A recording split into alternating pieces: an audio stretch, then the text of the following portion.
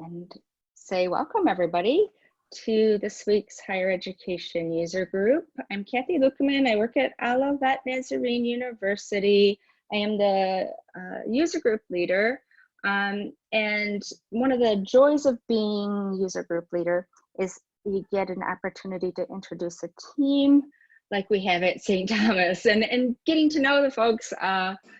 It hasn't been part of my user group responsibilities, but it is my joy to bring not only the solution, but the team itself who's responsible for it to other members. I'd love for everybody to get to know each other because this is such an accomplished team.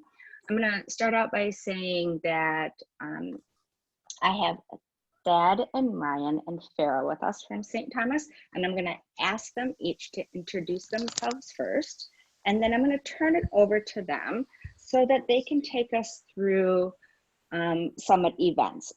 Summit events will take a little explaining, as probably the term kind of open source solution or open source commons. So I'm going to ask them to give us some context first, and then jump into the solution that they've developed and give us some insight into that. Who would like to start first? Thad or Farah or Ryan? Who would like to start first? I'm happy to go first. I'm always happy to go first. Ryan Blake, as Kathy introduced us, and I'm the CRM director at the University of St. Thomas. And have had a great pleasure to come into some really skilled developers, skilled teammates. As I started in this role at St. Thomas, my background, I think, is important, especially as we talk about this solution today, is fully in enrollment management. I came up in higher education, working as an admissions counselor, and kind of moved up in terms of the career path within that area, to then come over to the Salesforce side during an implementation project.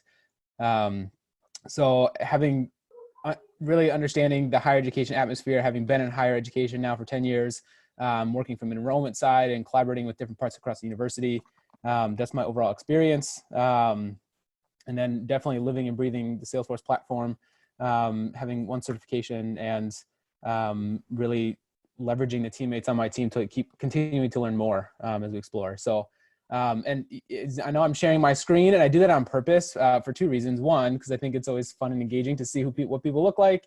But then two, you can probably see Arthur in the background, and that I have a 5-year-old daughter who may make an appearance. So just as a heads up, that's the life at home, is working from home. So.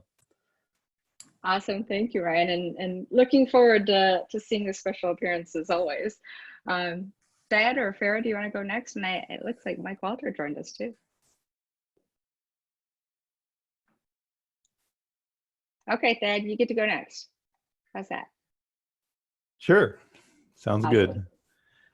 I'm Thad Dahlberg. I'm a senior software engineer at St. Thomas. I work with the Enterprise Application and Cloud division here.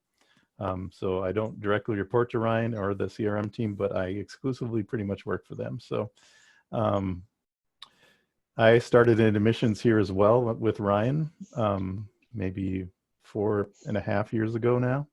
And I was the embedded software engineer for that team. They had a bunch of apps that they built to manage all sorts of things, including events and visits and scholarships and all sorts of other things that have to do with admissions. And so I transitioned during a reorganization into the full-on IT department, and at the same time we were transitioning to Salesforce. So I learned we were pretty much a Java team at St. Thomas. So it was an easy transition, but there was a lot of learning to do about how to be an admin in Salesforce and program in it. So Summit events came out of the need to transition some of my old apps into a Salesforce environment. And that was so humble. Thad's a rock star. He's a brilliant dev on the team who had mad skills before he even got into Salesforce, and has done really cool things with Salesforce despite any restrictions he may have encountered with some of the solutions he's used. So all respect to you, Thad. I think you're Thank you. amazing. And like you, I mean, I feel like I've known Farah for years. Another person there who has mad skills. Farah, do you want to unmute? Sure. Can you hear me? Yeah. All right. Hi, my name is Farah Friedrich, and I am a senior systems analyst at the University of St. Thomas on the Salesforce team. I've been on campus since fall of '98 as a student, and then I worked in the corporate world for a while and then transitioned back into staff, supporting initially all the projects that tied into our ERP system Banner. And that's how I fell into Salesforce. We were tasked with finding a CRM system that could integrate with Banner and help kind of bridge that student engagement side that we were missing with our ERP and other homegrown systems. So I was tasked with finding a CRM. We landed on Salesforce, and then I led that project for the implementation, and then I kind of fell in love with the platform, getting it off the ground, and ended up transitioning as a Salesforce admin, like a lot of people do. And then I am lucky enough to also be a co-host or a co-leader of the Upper Midwest Higher Education User Group, which is a pretty fun task. So. Definitely. And while I didn't officially include Mike in this because he wasn't at the latest open source sprint, I see Mike Walters has joined. Is he still? Are you still on, Mike? Hello? Can you say hello? Yes. Let me see if I can put my video on quick. There you go. Hi there. I'm Mike Walter. I've been on the team now just over 5 years. So I was kind of the hired hand to come in with Salesforce experience from the corporate side and was able to come back to campus and kick off our application process and admission process. And now we are expanding, and we have been over the last 2-3 years as we've gotten into current student, as well as now we're working with our alumni portal and bringing in gift officers. So we're really looking to complete that connected campus vision, and having events is really helping drive that too. Awesome. Thanks for introducing yourself and kind of setting this up so well, because events management is one of those solutions, just like email or marketing automation, that everybody needs. But because everybody needs it and they want to use it in their own way, it really has to be a central tool for decentralized purposes, doesn't it? It can't be purpose-built for one division, one use case. And so part of the challenge has been the packages out there, those managed packages out there, those apps out there don't always serve all of our needs. And it's tough to build it yourself. But today we're going to take a look at events, Summit Events, this custom events management solution. Who wants to kick it off to give us the context and get us started? I can definitely kick us off. I'll be Awesome. honest, I didn't put together like a pre-PowerPoint or anything. Maybe I should have. But I think— Hey, Kathy, we're all friends here. Come on. This is learning from each other. That's fair. But I think Kathy just articulated exceptionally well in terms of why we ended up going custom. In that, as undergraduate enrollment was coming into Salesforce after having already onboarded the graduate programs, there was overall just a large campus conversation around what kind of event tools do we have, because everything we had before was either custom built in-house through like undergraduate enrollment, had some custom built apps that adopted when he came in, or developed himself. You had people using Google Forms to Qualtrics forms to no form at all, and doing things on paper. And then you had all these desktop databases that nobody could actually measure effectively, or even as a campus, who is visiting campus, who are our constituents, and from where. And then if it involved payments, that was an entirely different platform that didn't necessarily get into the system of record or into the CRM, which could have been completely different from what a different department had. So the IT department at the time and had taken the initiative to try and find a campus solution for event management that everybody had the ability to do. So there was a number of tools that were explored, and in that exploration, I think there was the proverbial I'm unique and I'm special from every group to say, well, it's not going to work because I do this. So I know you can't always meet everybody's needs all the time, but that ended up being the biggest barriers. Is there's always a group who couldn't get what they wanted. So coming down to an actual solution that would be feasible for everybody, I think we were looking at the upwards of like $100,000 a year for what was being priced out, which wasn't, as a higher education institution, feasible to actually get. So, or it was just not even desired to pay that much for an event solution. So that's when it really kind of started down the road of, okay, we have the Salesforce platform. What can we develop on the platform? At the time, we were working with a consulting partner in the Twin Cities, and they kind of kicked things off. But then through just some changes at the university and changes in contract and changes in staffing at that consulting partner, we ended up kind of taking I would say Thad in particular ended up taking the reins and really building out what started as a bare bones project, and it morphed into kind of where we're at today. So what I'm going to do is I'm going to share my screen. And one of the things, so we have a GitHub out there that people can definitely get to, as well as the Summit Advanced group on the Okay, whoa, back up. Yeah. You just attended your first open source community sprint, right? I did, Brand new to yes. you, and you've already adapted the lingo that a whole lot of people who have never attended would know what you're saying. Sorry. We have our Git repo and our open source. Okay, so let me back up with some of the story. Yes, there you go. Okay, so as we were developing this tool for the University of St. Thomas, and we started to actually use it and leverage it, and we were finding success. And I would say it was one of those projects that we started it, and it wasn't just like it's ready and go, and there was no issues. And I wouldn't even say issues as much of regular requests coming in about trying to continue to enhance it. And as we started to talk to other universities about how they're coming up with solutions, we kind of found these common themes of challenges with event management and event solutioning. So the thought came into mind about turning this into an open source project.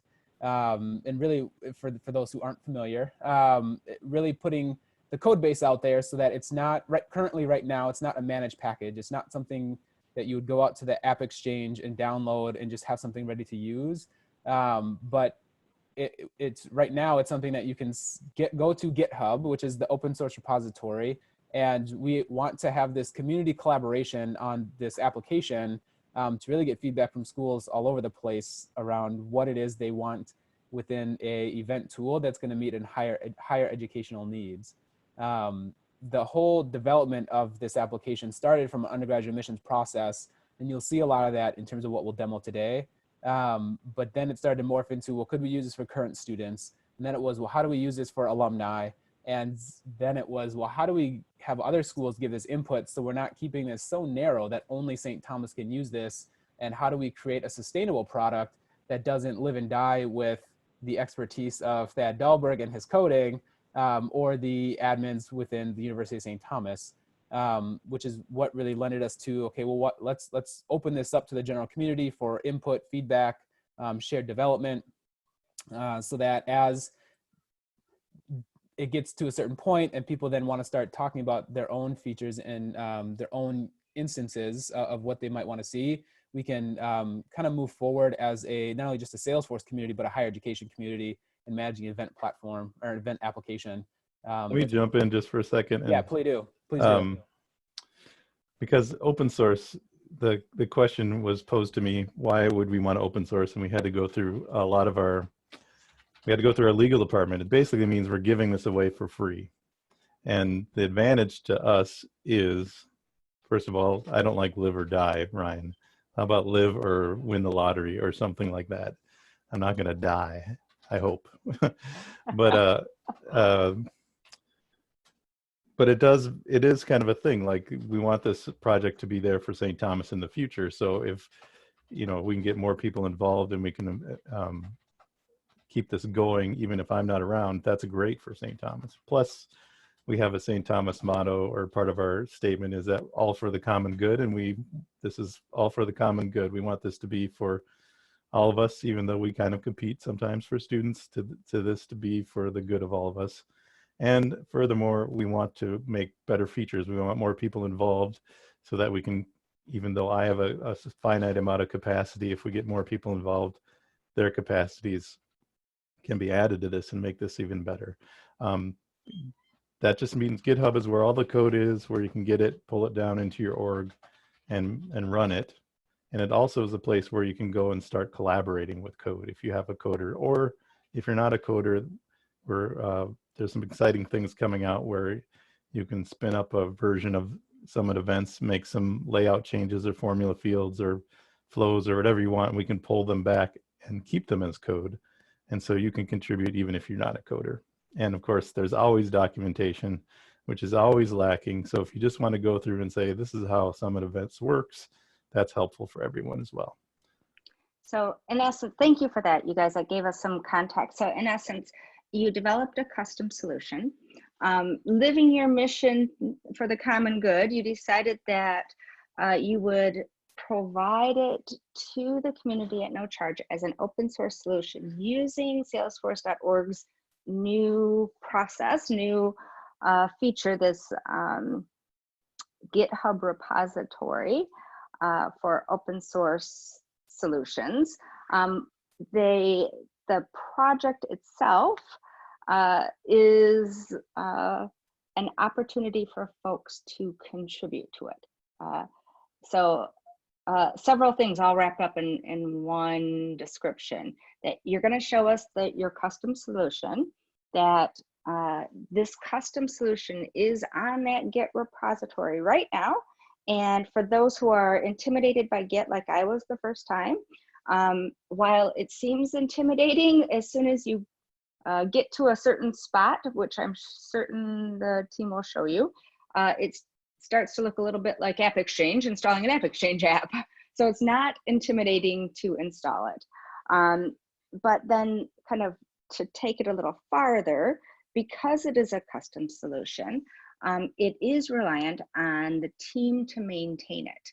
And if it is an open source community solution, then the rest of the community can participate in maintaining it.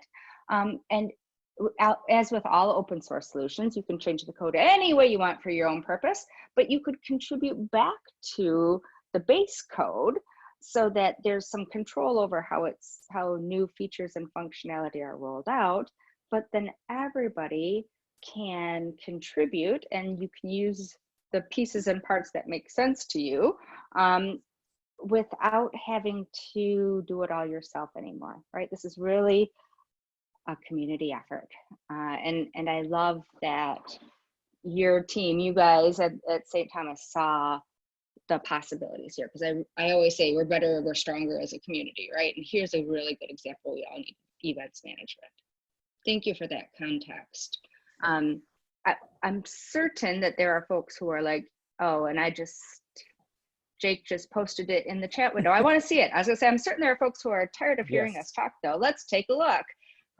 Ryan, are you gonna be able to show that? Yep, so I'm actually gonna start with kind of what does it look like for the University of St. Thomas right now, and kind of walk you through that. And then we wanna really show you what it looks like within Summit events and the GitHub repository and where we're going. And then we're also gonna talk about some of the roadmap a little bit, especially as you said about understanding learning GitHub to, how do we make it easy for people to engage? So really what I'm on right now is I'm on the University of St. Thomas undergraduate visit page. They're one of the primary users of the tool. And I'm sure like many of you in your institutions, a lot of the visits have turned virtual. So we were actually able to turn this around really quick, which is exciting. We can show why.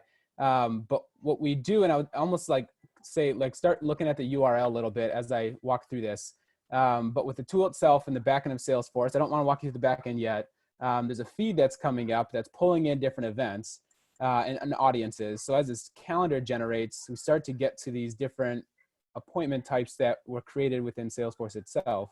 And as we click on these things, this is where we'll see the URL change, and that we changed from the St. Thomas webpage now to a Salesforce Visual Force page on the stthomas.force.com, which is now where we're starting to register for an actual and signing up. This is actually production, so I'm not going to fill this out right here. But what we end up seeing is this page, and this is our sandbox, where we can dynamically display what's going to appear here. And from a undergraduate student perspective, there's a number of opportunities that we might want to engage with somebody. A number of ways that somebody might actually sign up. As I think we know with 17 or 18-year-olds, they're not signing up for events themselves as much as their parents might be. So having the opportunity to collect some parent information at the same time as the student information. Even this design itself is a custom template, and maybe I'm going further, Thad, than it should be yet. But these are all things that were asked for and requested, and things that we want to acquire as part of this process. These things all get filled out, and it walks you through the page. I'm not going to fill it up because I know I want to be mindful of time and leave room for questions. But when these things get filled out, we then come back into Salesforce. And yes, this is in Classic. So some of you that are cringing right now, bear with me for a second. We get to these, this event level. And we'll talk about the ERD and the structure in a minute too. But these registrations will come through. So these are all test registrations. We can see when somebody filled out the first page and started registering, you start to capture a number of elements in terms of what they would have filled out as part of the application itself. So any special questions we might get asked, or things that we want to capture, that front end page is all happening from this guest user. So that's what's actually signing somebody up, which we've had to go through a lot of configuration with all of the new guest user access changes that are now that got pushed to this summer updates. And this registration appears now. So everything that's happening here, we're connecting it to a contact if they exist. It's all happening within Classic itself, but being fed from Salesforce up to the web page for really the student experience and for the guest experience. The other thing that the admissions office is looking at this form as is like an RFI. So when somebody fills this out, we are looking for whether the student is in the system, whether they're not in the system, and getting them into the natural undergraduate pipeline so that they can be a part of those recruitment efforts overall. The things that aren't on here that you would typically see is these appointment levels, and that, and I guess they are here, that if they want to speak with multiple people, they kind of have this shopping cart of menu options. But these are all things that are happening today with our office and have been happening. And the context I like to give is how effective or useful these things have been. So now I haven't looked at the numbers recently, but I think last time when I ran a month and a half ago, there was over 18,000 registrations that were happening through this tool itself. And then in addition to that, there was over 2,000 appointments that was happening for that. The undergraduate visit office will have appointments every day. If we go back to that calendar, we can see that there's literally a visit every single day that you could have something.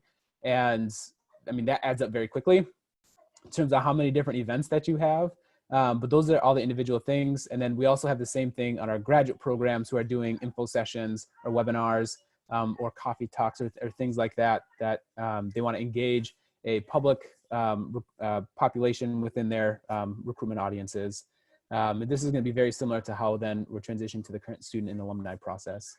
So I don't know, Thad, if I missed anything that you want to articulate with this, but all of this development that happened for undergraduate is kind of what spun up the whole project. And we really started with the most complex visit scheduling process that the campus foresees that doesn't involve payments, which really that next venture is more so with the alumni development side of it that doesn't include payments. So, but these are things I would say if you went out to our website, don't actually fill out a registration form because that will actually get into our visit office and they'll ping you for all these other things. But I think that's where we really want to jump over to the summit events side of it and have Thad kind of walk through what does it look like today in all the development that we've done? What does it look like in Lightning on the back end? So I'm going to hand it over to Thad. And Thad, as he hands it over to you, I see you're answering questions in the chat window, bless you, but then that means those questions and answers don't get on the recording. So Okay. Can you explain? I love that you're answering, but can we reiterate that there was a question around there's a question around matching, right? Can you talk a little bit about matching? Definitely.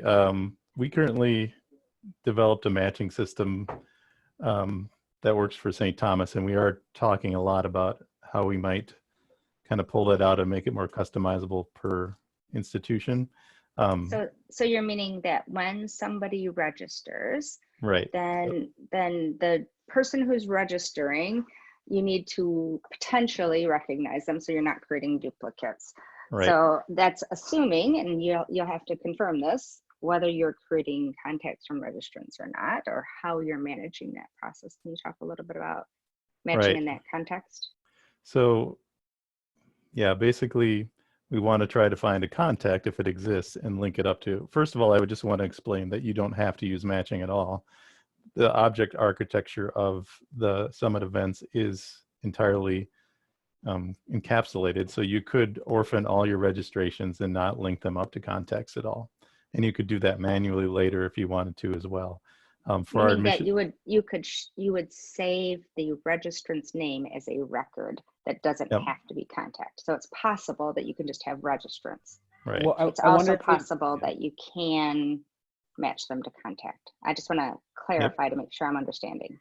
I wonder if we want to walk through some of the events and articulate that as some of the controls that happen, because I think that might help answer some of these questions that people have. Great. Sure. Now I'm confused. Okay. Yeah. I would say just start at the top, because I think a lot of the questions people have are going to naturally get answered with how we're walking through this. Yep. So basically on summit events, when you come into your org, it's an application. So you look it up and you pull it up. And this is in this particular org that I'm playing with right now is what's called a scratch org, which means it is spun up just for me. And so it's for developers to be able to play around and be able to do whatever they want to it and push code to it and see what and break it and not worry about a production environment, a dev environment, or a scratch or any kind of environment that might have real data in it. And it's really helpful, and it's something that's come out in the last 1.5 or 2 years from Salesforce.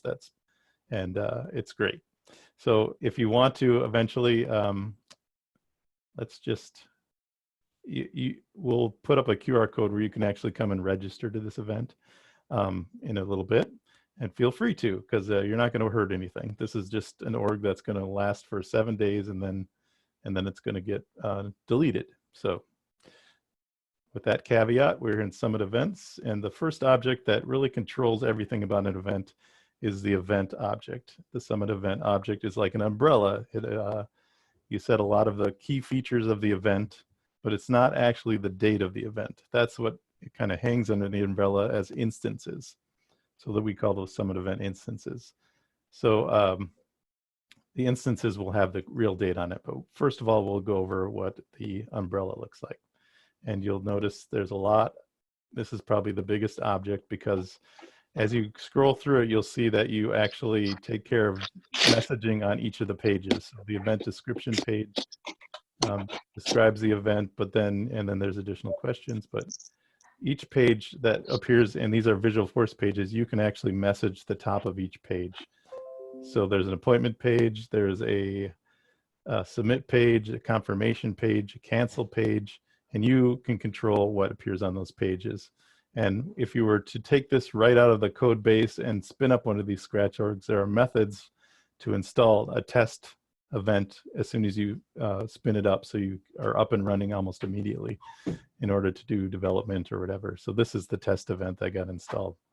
So on the top here, you'll see some things. One of the interesting things about some of the events is we do a lot at St. Thomas with a feed, and this is called an RSS feed.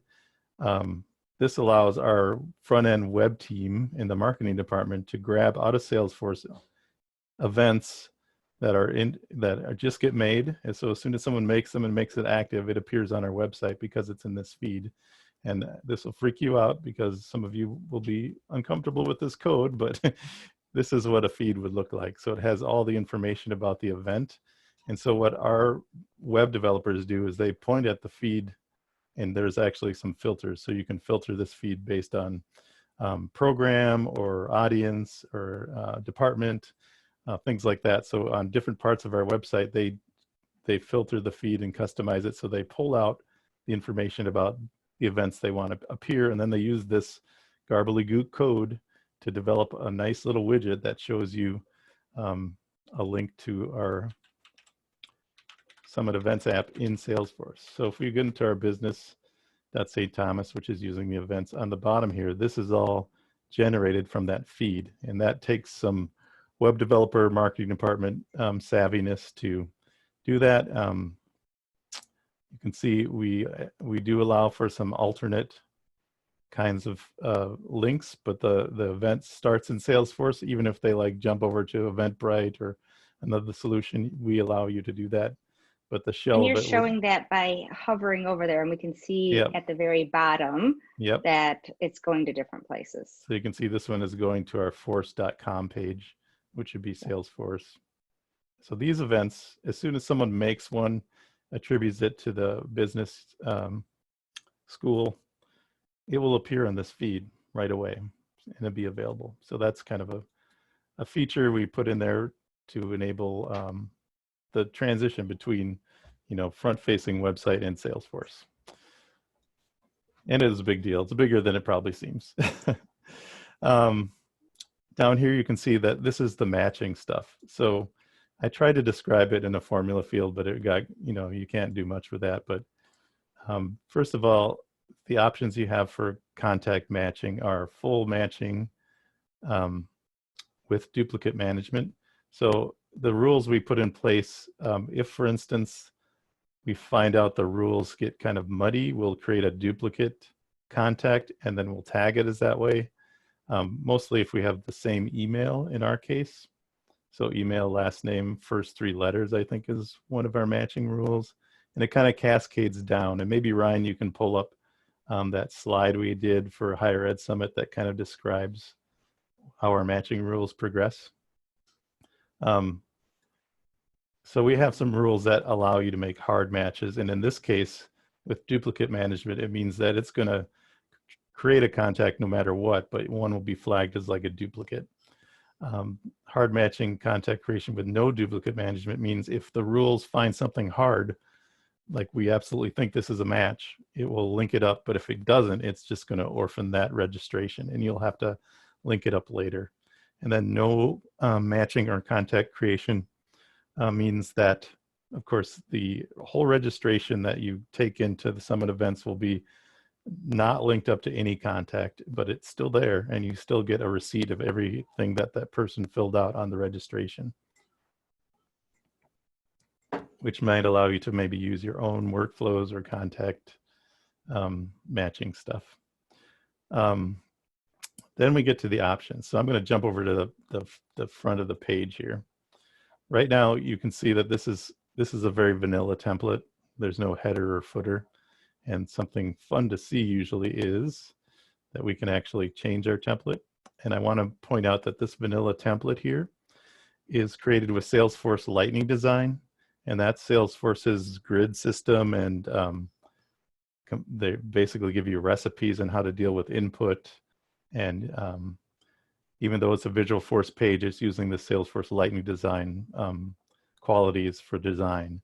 And you can easily look up SLDS, but you can see Salesforce Lightning Design, and you basically, I want to make a select field.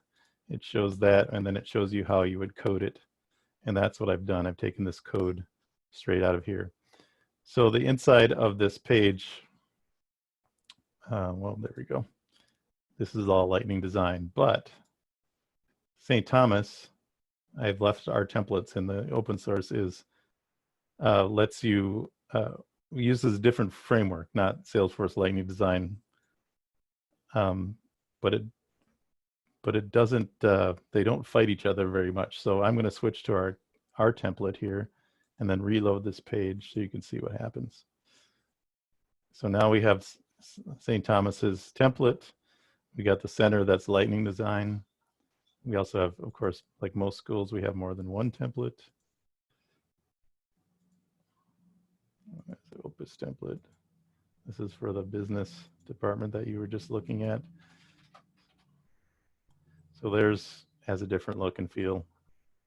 You can, like, these are a little bit more puffy than they normally should be, and you would have to write, you'd have to have one of your marketing people override some of the way the Salesforce Lightning Design is treating things maybe, but that's all doable. So templating itself, and I don't know how much of you know about Visualforce pages, but the template is a Visualforce page, and it's the vanilla one is very simple, and it should be very simple for anyone who has some HTML knowledge and some Visualforce page knowledge to build a template that would match your school. Or so I'm going to switch back to the vanilla so we don't have all the St. Thomas-y stuff around. Oh, and we still have a Sandhya is one of the people who at our open source sprint has started showing interest in being on our team, and we were demoing that template there, and it's still hanging out there, I see. So I'm going to save this again, and then our registration will go back to vanilla. So the registration page, the first page, is the most robust page of programming in our Summit Events package, mostly because you have a lot of options, and all the options are right here. So you can choose how much you want to ask a registrant and how little you want to ask for a registrant. So let's say I want to stop asking the preferred first name. I'll switch that to do not ask. And if we go out to the front of our registration, preferred first name is there, and I reload, now it's gone. And if we wanted to not ask if they're the registrant or other, we could pull this out of our third-party registrant list, and what will happen then is this drop-down will disappear, and it will just be worried about primary registrant from then on. So we won't even say primary registrant because we're not worried about that anymore. Phone here is something I was proud of figuring out for a while.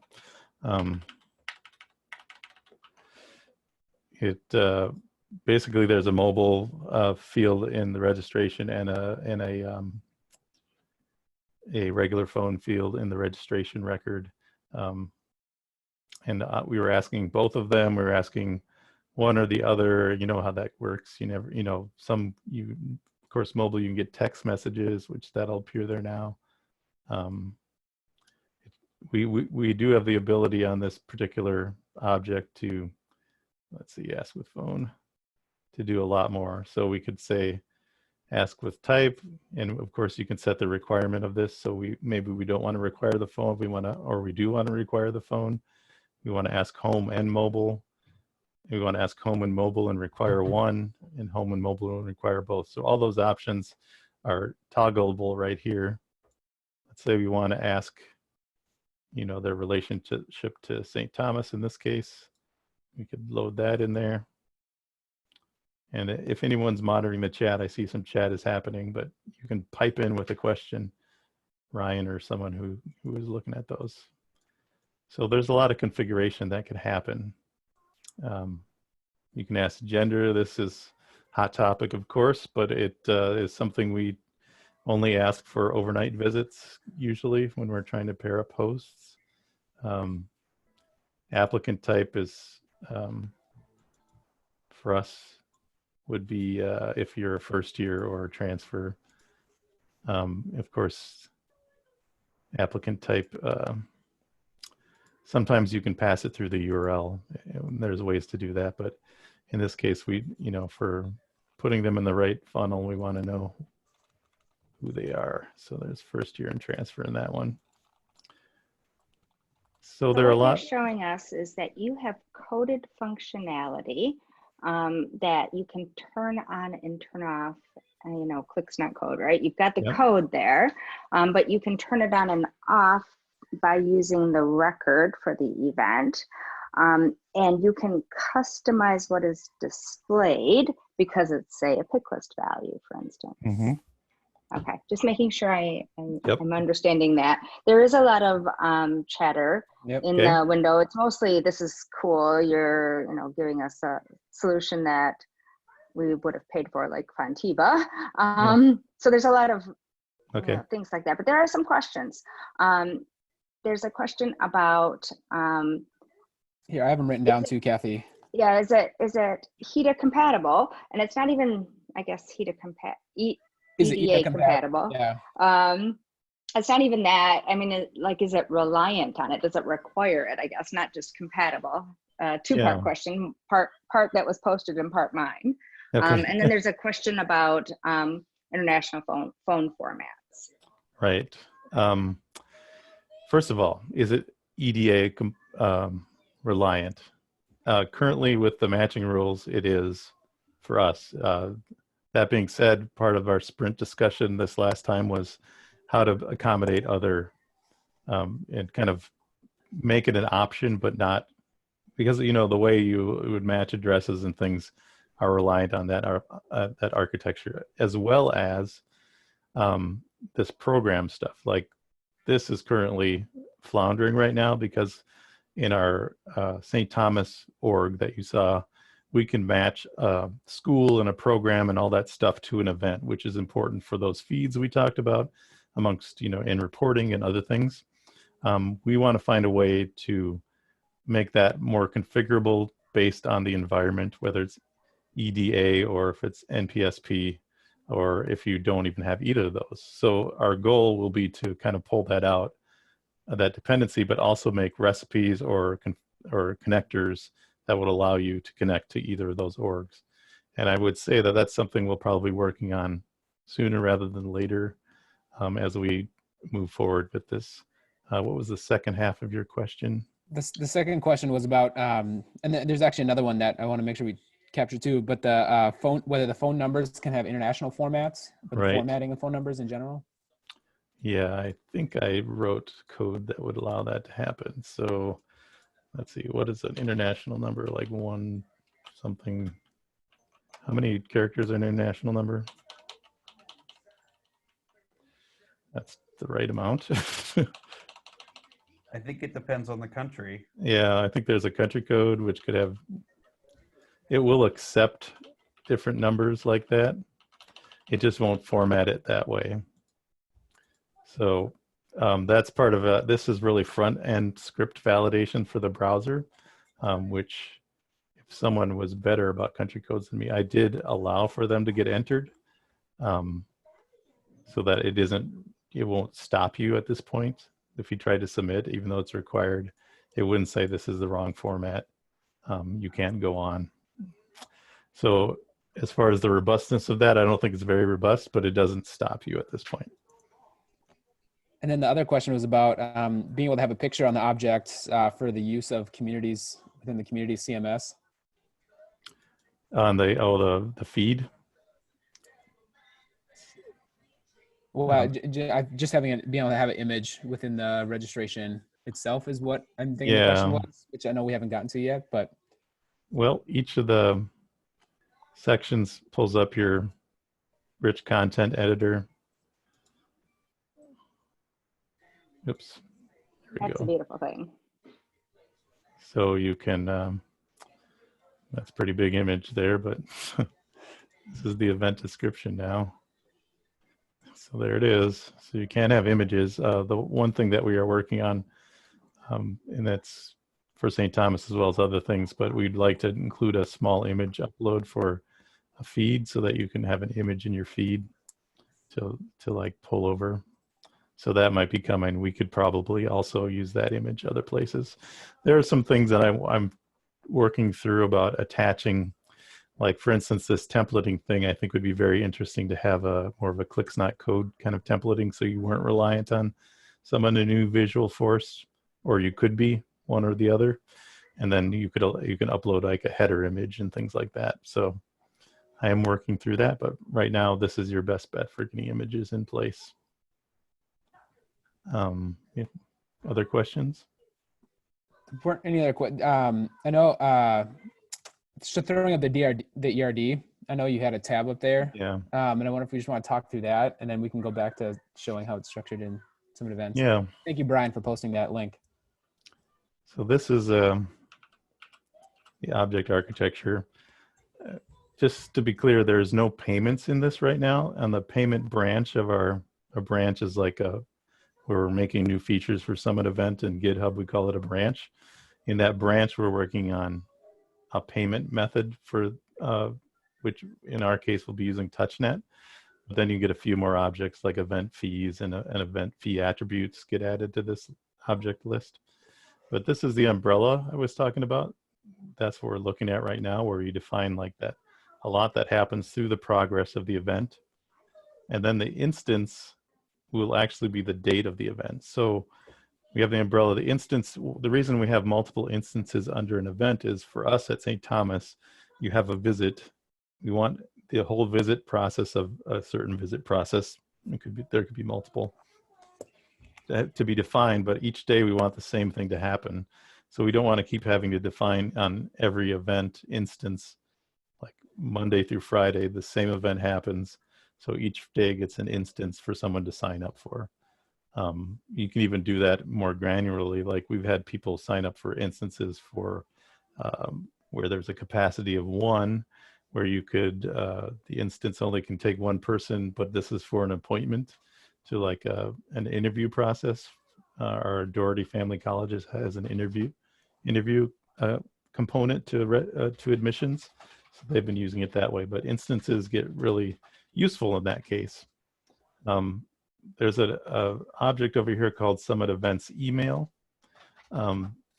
Basically, we've developed a system that lets you have transactional emails, and this is not to replace the promotion of an event. You probably want to use your bigger solution for that, like Marketing Cloud or Pardot, to promote the event. But what this allows is when someone comes in to register, when they hit certain statuses, you can fire off a transactional email is what we call it. So if someone goes through the process when they start the registration, they're at the status of started. And then when they finally complete the registration, they're at requested. And at that point, you could send out an email automatically through Summit Events using a letterhead, a Salesforce letterhead, and to like brand it and whatever's on the registration to send them out, hey, so-and-so, thanks for coming to or signing up for this event. Also, like on our visits team, they have a lot of things to set up, like they want to meet a coach, they want to have lunch, they want to meet with a prof, they want to meet with their financial aid counselor. Those things, once they've been set up, the front office can say, okay, this registration has now been confirmed, and then another email can be fired off, and we have a trigger that generates itineraries as they get confirmed. So that could be included in the email. And so that transactional email could happen as soon as the front office says, yeah, we figured this visit out, send off the email. So any status, you can send multiple on a status if you wanted to. I don't know why, or started would be weird. Like, thanks for starting, wanting to come visit. Why don't you finish? You could send them a message, I guess. I don't know. So that's what that is. It's on the event, you can set statuses to send transactional emails. Hey, Thad, just being mindful of time. Do you want to jump over to the instance and give people that ability to see the QR code and then go over to registration? There's a question being asked about where we store a lot of the custom fields. And even while you're on the event right now, if you want to highlight the additional questions, sorry, I just went back to it, but I guess I'll articulate. There's essentially 5 additional questions that you can ask on the registration that might be specific about if it's a music event, what instrument do you play, that you can select the pick list values or create the pick list values in that moment. And those things would all feed to the registration in additional fields. But I would say if you have your phone while you have this up, feel free to just pull up your camera and have it read the QR code, and it'll walk you through Thad's test event here. And yeah, don't worry about, I mean, again, this is a temporary Salesforce org. It's got very little data in it. You can do whatever you want. And I'm actually on a branch right now where I'm working through some issues. So hopefully nothing breaks, but yeah, go ahead and I'll give you like 3 or 4 more seconds here to take a picture of that. And this QR code is actually it's just a formula field, which is kind of cool that Google makes the QR code based on and makes the link that we need in a formula field. So there's really no crazy coding that happens other than a formula to make this QR code. All right. So just quickly, we'll go back to the event umbrella, which allows you to put extra questions up to 5. And you can determine whether you want them to be pick lists required, text array required, text box required.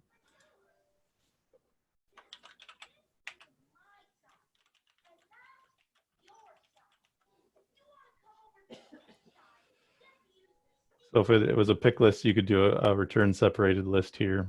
If it's just a text or area or a text box, you can write the question up there. As soon as you add it, of course, it appears in the additional questions part of the initial page. So there it is. So we'll go over to the instance quick. The instances are very small. They basically set of a lot of them look up just a little bit, but basically you set the start date and the end date and the start time and the end time and the time zone of the actual event. So this is the time of the actual, or the span of the actual event. You can do a multiple day span if you want to. There's where the QR code gets generated on this, so that because you're really registering to the instance. So the registration, as you see on this chart, will, oops, not that chart. Registration actually hangs off the instance. And we allow for overrides. For a lot of times, the event basically has all the information you need, but you want to override some key things, like maybe it's an event to meet a missions counselor at a coffee shop, but you want to change the, you want to have the most of the event the same, but you want to change the location. So you would override it here with these links. So even though the event has defined certain things, you can still override them on the instance level. So let's jump over to your registration. This is me registering earlier today. You can see on the registration page, I asked for 2 guests. You know, I add, including myself, that's 3. I have appointments, and the appointments are hanging over here. So I asked in my, you know, I guess I should jump to that page next. Let's do this registration quick here. And Thad, as you're filling that out, there's some questions around. Well, one was about if St. Thomas is doing this for youth events. And the short answer to that is no. This is primarily focused, we're primarily using for admissions, and then we're actually working to have all of our College of Art and Sciences, all of their events within this tool, which some are registration focused and some are not, but as a way to promote it. And then some are asking about more, I think what I'm thinking of Brian had put some comparables in here in terms of what things would look like relating it to campaigns.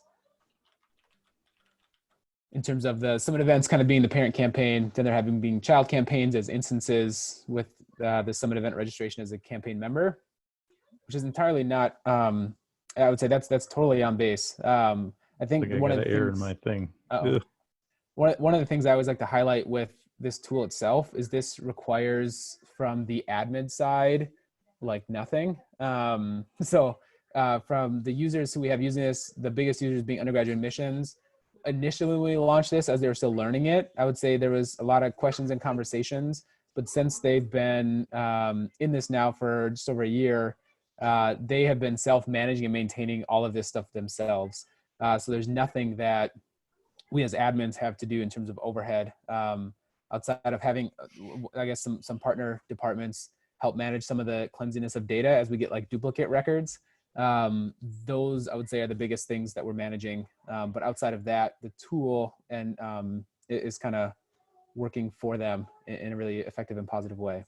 Yeah, I just had a little error there about the ask relationship to institution, because I'm working on that to make it more configurable, not just St. Thomas versions of what we're asking.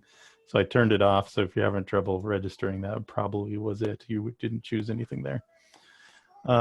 This is the appointments page. So this allows you to, and these are one to many, so you can make as many kinds of appointments as you want. We jump back over to Salesforce. We can see that we'll go back to the, where am I? Oh yeah. So there are things called appointment types.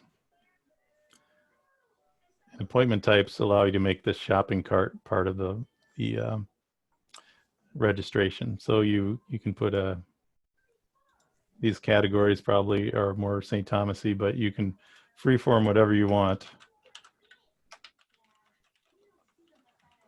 And you can do sort orders, you can put buildings on there, you can define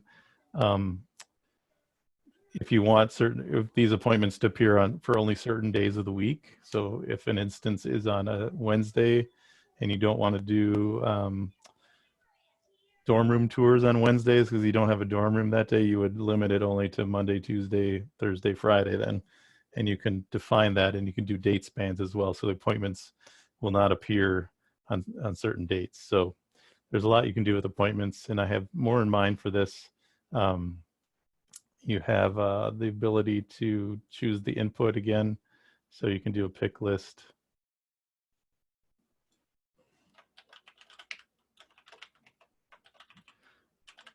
I'll leave that weird one there so you can prove that it's really working. So I can save this appointment type. So when I go back to the appointment page, you'll see a new type there. Oh, did I make that active? Yes. So there's whatever you want. There's the pick list. There's a ton of functionality here. We need to have you back another time to see it all. We're about 3 minutes from the top of the hour. Oh, so sorry. No, I think we would love to continue seeing it, but I would like you to take and have the opportunity to talk about if people would like to install it. I know we put somebody put the link. Thank you for in the chat window, but if you would take us to the repository and how they could volunteer should they want to participate in your project, your open source project. Yeah, maybe Ryan, you can throw our emails up there if you want to contact us. We do have some volunteers in the room here. I saw Jeff was here. So people are volunteering, and there are other schools that are getting involved, and we're just starting up the process. So it might be a good time to jump in as we learn to work together. But basically, if you want to go to summitevt.org, you'll get pointed straight to this repository. And the thing you want to pay attention to first off would be the wiki. And this is basically just a little website, and it explains a lot about, our V2 MOM, which is, Salesforce vision, value, method, obstacles, measures that we've set up for ourselves, a roadmap. There's a demo that Ryan did. We have a YouTube channel now where we're putting some demos up there. Getting started, you'd probably want to go to the Scratch.org installation. And it's a little complicated, but it uses a brilliant thing that the folks at NPSP are putting together to help us work together and help us to spin up orgs with all dependencies and anything in place. But if you follow these instructions, and it involves installing some stuff, so I'm sorry about that, you could get an org just like the one I was playing in spun up for you to just do whatever you do your worst to. So there are instructions for this here. And I apologize, there's some command line things in here, which command line means you bring up a little terminal, which is very nerdy, but once you get used to it, you feel like you're some kind of hacking superstar. So look forward to that. And be warned that with every terminal type thing, even for me, when I learn something new, there's this beginning part where you're like, oh, I'm never going to be able to master this. And then eventually it's like you're typing in and people are amazed. So I look forward to that, hearing that from you. Ryan, you want to say anything else about working together? We have a Power of Us. Yeah. Yep. I just put that in the chat, the Power of Us Summit Events group. So I'd say definitely join that. And you can always ping us on the Power of Us. If you do want to get engaged, we meet monthly over Zoom. So I'm not logged in. We're always welcoming new people to come in and just join, even if you don't have a lot to talk about. Sometimes it's just good to hear what the conversation is. And then also in GitHub, we have a roadmap out there in terms of actually using the projects within GitHub to kind of see what are the different things that we've talked about working on. So I would say there's still some cleanup, but the wiki does a good job with some screenshots in terms of walking you through it. There's a lot of details out there. So I would say go out there and then ping us on Power of Us with questions. Because I think we want to hear from the general community about what it is you have questions about and what it is that you'd love to see within the tool, or even if it has the functionality. So it's definitely been a project that's been going on for 2 years and open source now for 6 months. So. Well, Perfect. You guys, it is the top of the hour. I hate to cut you off, and I absolutely will have you back if you're willing, but I will take this opportunity to say congratulations and thank you for your service to the community. I think lots of folks will want to try this out and use it, and hopefully as they use it, they'll be able to contribute back. Thanks to Thad and Ryan and Farah and Mike. Awesome team, awesome job. Appreciate you taking the time today to share it with us. Awesome. Thanks for having us. you're welcome. And thanks to all of you who attended. As always, questions in the Power of Us Hub Sector Higher Education group. Now you know about this chatter group for the Summit Events app in the open source community world, still in the Power of Us Hub. And watch for the recording in the Trailblazer community in our repository of our group files in our private chatter group there. Thanks everybody, and we'll see you next Friday. Bye now. Bye. Bye.